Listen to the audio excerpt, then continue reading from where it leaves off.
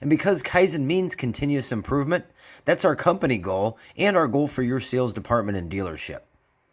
Now, if you want to improve your sales skills, learn how to use psychology to close more car deals, and receive unbiased dealership vendor product and service reviews, make sure you subscribe and then turn on the bell so you never miss out on learning anything new.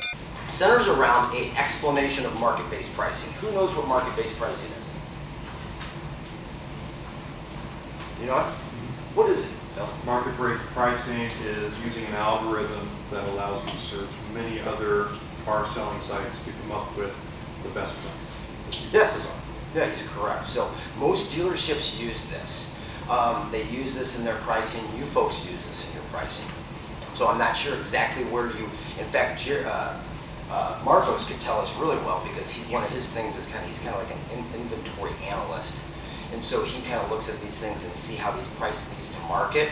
But there's actually these tools that you can use. One of them's called vAuto. There's different ones. It used to be called X. I can't remember the AXX. But anyway, there's different tools out there to go ahead and do this for you. But what I like to do is explain to the customer that we market-based priced our vehicles. And while I'm doing that, I also like to kind of get them to commit to me that they wouldn't have come in here if we were priced way higher than everyone else.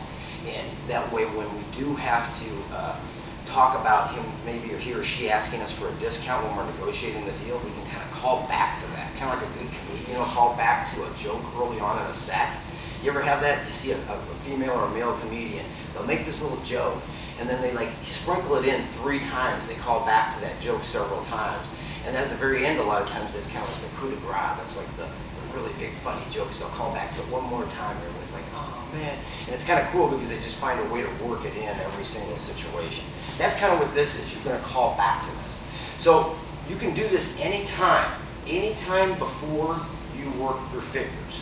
So when I teach, and again, it doesn't have to be at this time. It could happen on the lot. I've got some salespeople that have taken this and use a portion of it to when the customer says, what's your very best price in the lot? They use this as a way to handle that objection. I would say be careful that because of the way you're going to describe it, you're going to maybe sound like you're kind of a one-price store, but if you know how to come back after that, you're fine. So what I tell you is this: either say it or don't say it. I would say it at the right time. The right time to me would be, the best time would be right before your work figures. I mean, like right before your work figures. So what I would do is when I'm sitting with the guest and my manager's appraising the car, after I've done my active appraisal, I've got the manager appraising the car, I've got this downtime with my guest. I can talk about the weather, I can talk about the Super Bowl. Yeah, I know you feel like you're establishing rapport, but let's pick up pieces of information, let's build back. So here's how it would go. So Charles, if you want to be my customer for me. So we're sitting there and we're having a cup of coffee for a second, and then I say to you, Charles, you were talking earlier when you first came in about all the changes that COVID's brought about in businesses. And we were talking about how now you got to wear masks, we be 6 feet apart and all that. And it got me thinking about the car business and all the changes in the car business really before COVID. In fact, there's been a lot of changes in the car business the last probably 5-10 years. A lot of them actually been in the customer's favor. May I ask, when was the last time you bought a car? 4 years ago. Okay. And did you have to do a lot of negotiating to get a discount? No, not much. Good. Well, the good news is you won't have to do that here either. Real quick, while we're waiting on my manager to come back with the figures and the appraisal, are you familiar with market-based pricing and the third-party software that goes with that? No, not at all. Market-based pricing is really kind of a pricing strategy. And now they've got this software that goes with it. And so what it does is it goes out and searches the marketplace for the exact same new and used vehicles and compares the prices. It's the same third-party software that you're already used to because it's pretty much everywhere nowadays with many businesses using it. In fact, let me ask, when was the last time you bought, say, milk at the grocery store? Last night. Okay, and where was that at? Walmart. Okay, Walmart. So Walmart, they market-based priced that milk. What they did is they went out and searched the marketplace. They saw what their competitors were charging it for milk. And then they went ahead and looked at their own supply and demand, their own weekly goals, and they priced it accordingly. Sometimes they were a little higher. Sometimes they were a little bit lower, but they were always competitive. In fact, I mean, you're familiar with it. I mean, Amazon does it. Walmart online and retail does it.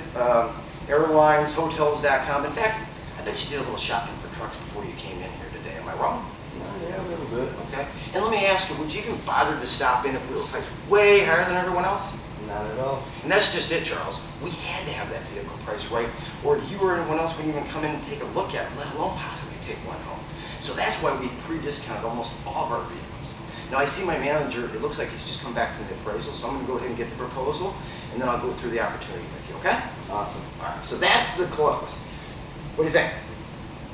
Pretty nice? Now you could use a portion of that. Some salespeople that I work with use a portion when somebody asks them, is this the very best price?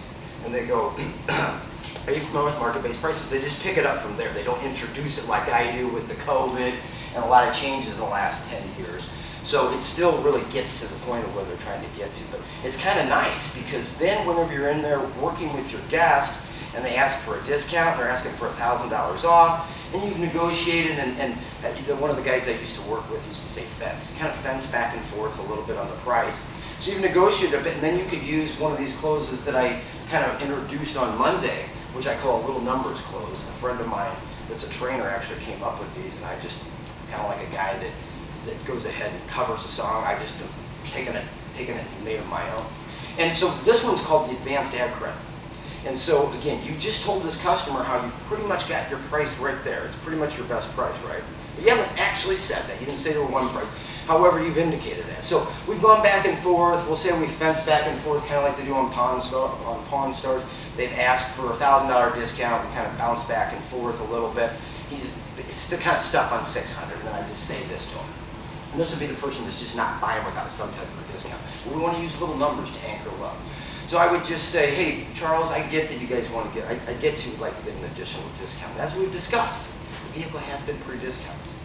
Now, all that aside, here's an idea. In our sales meeting last week, my manager said, on average, we spent $212 in advertising just to get a guest in the show.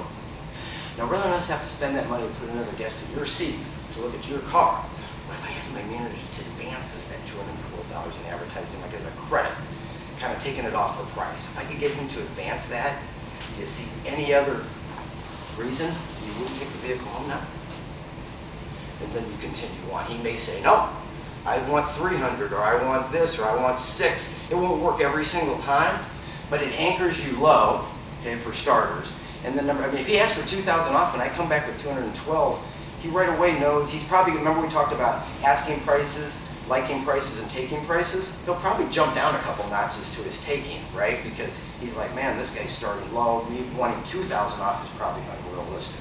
Especially with a person that I like to say is negotiating just for the sake of negotiating. They don't really have much logic behind it other than, hey, my mom told me flea markets, garage sales, and car dealerships never take what they're asking for the first price. And that's the problem you all run into, okay? Because back in the 1990s, it was an inefficient market, so we just marked the cars way up. Now we can't do that. If we got these cars marked way up online, people aren't coming in to take a look at it. What I said to Charles is true. Would you even bother to come in if we were priced way higher than everyone else? So I'm not going to belabor, but I think you can see how you can use that stage that you've set up. You've talked about that pre-discount, and it could possibly keep them asking for a discount to even come up.